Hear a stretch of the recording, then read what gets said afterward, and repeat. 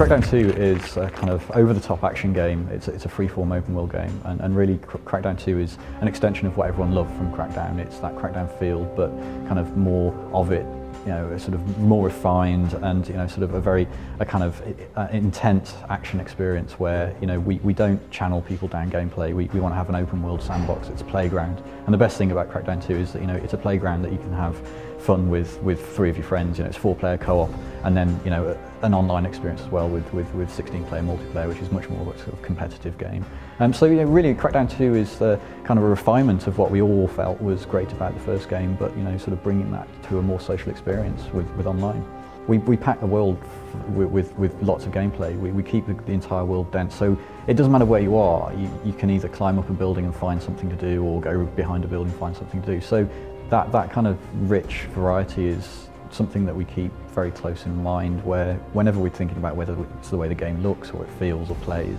You know, one of the aspects from Crackdown that we felt didn't really work very well was that you're always able to see like hundreds of civilians on the street, but you couldn't interact with them because every time you tried to, you were punished as a player.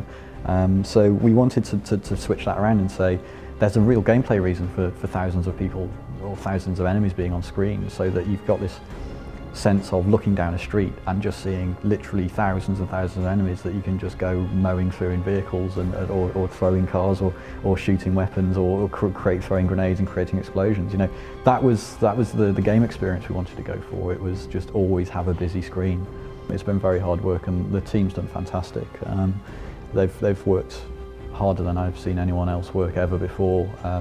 To their credit, you know, they've done really, really well. And I don't want to sort of blow our own trumpet, you know, ahead of launch. I think we've made a great game, and I think we've made a game that deserves the Crackdown moniker.